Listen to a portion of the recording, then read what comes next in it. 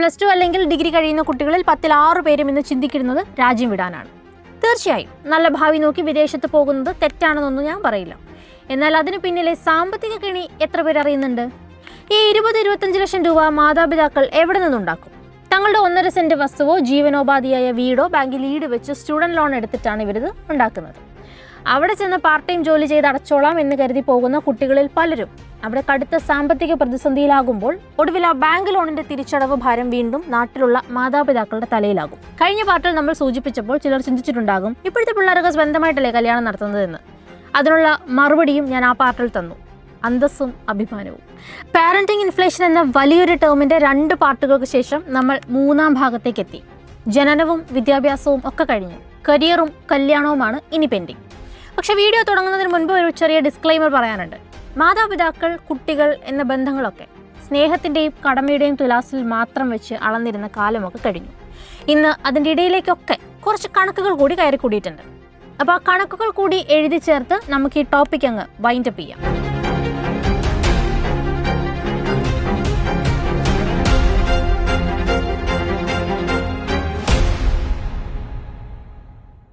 കഴിഞ്ഞ പാർട്ടിൽ സ്കൂൾ ഫീസും മറ്റു ചെലവുകളൊക്കെ കൂടി കൂട്ടി നോക്കിയെടുത്താണ് നമ്മൾ നിർത്തിയത്.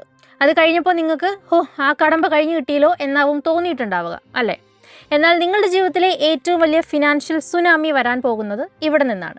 കാരണം 12ാം ക്ലാസ് കഴിയുന്നതോടെ കുട്ടി കുഞ്ഞല്ലാതാകുന്നു, അവരുടെ സ്വപ്നങ്ങൾ വലുതാകുന്നു.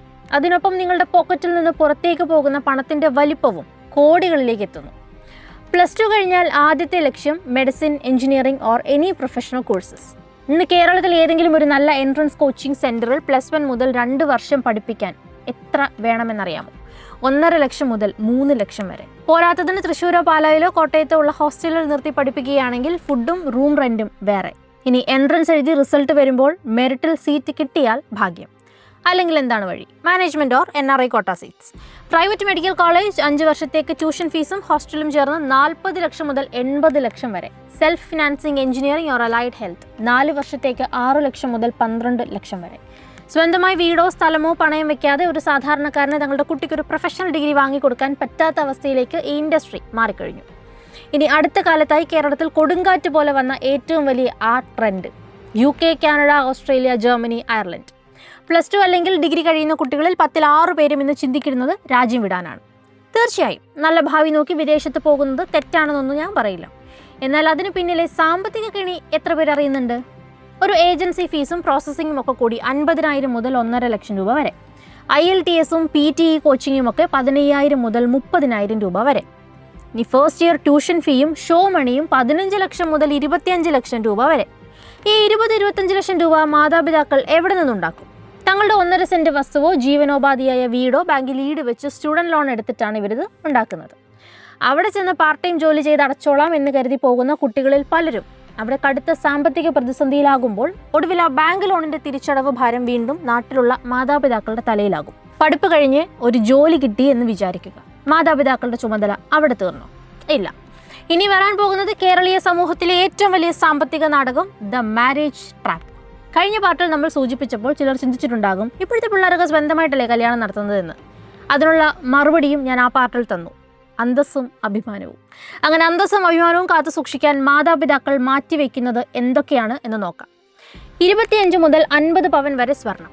ഇന്നത്തെ ഗ്രാമിൻ്റെ വില കണക്കാക്കിയാൽ എത്ര ലക്ഷം രൂപയായി എന്നാലോചിച്ചേ. 1000 പേർക്കുള്ള ഓഡിറ്റോറിയവും ഫുഡും 3 ലക്ഷം മുതൽ 6 ലക്ഷം വരെ.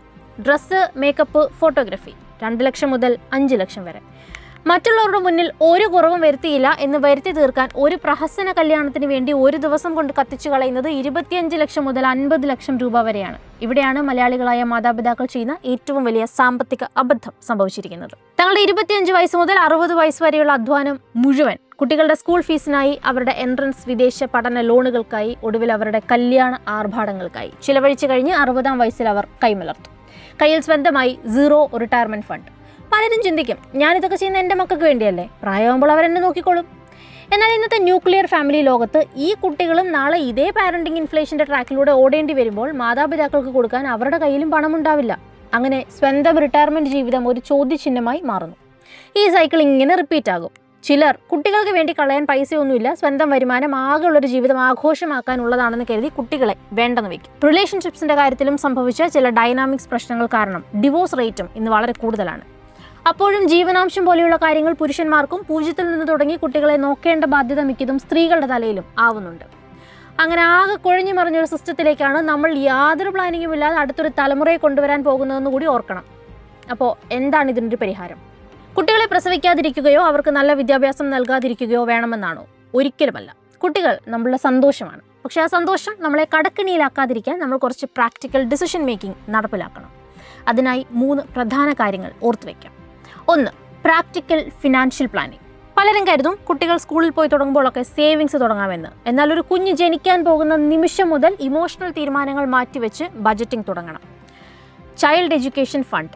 കുഞ്ഞ് ജനിക്കുമ്പോൾ മുതൽ മാസം 3000 അല്ലെങ്കിൽ 5000 എങ്കിലും ഇക്വിറ്റി ഫണ്ടുകളിൽ SIP ആയി നിക്ഷേപിച്ചാൽ അവൻ അല്ലെങ്കിൽ അവൾക്ക് 18 വയസ്സാകുമ്പോഴേക്കും ഉന്നത വിദ്യാഭ്യാസത്തിനുള്ള 25 ലക്ഷം മുതൽ 30 ലക്ഷം വരെ നിങ്ങളുടെ കയ്യിലുണ്ടാകും. ലോൺ എടുക്കേണ്ടി വരില്ല. Start small.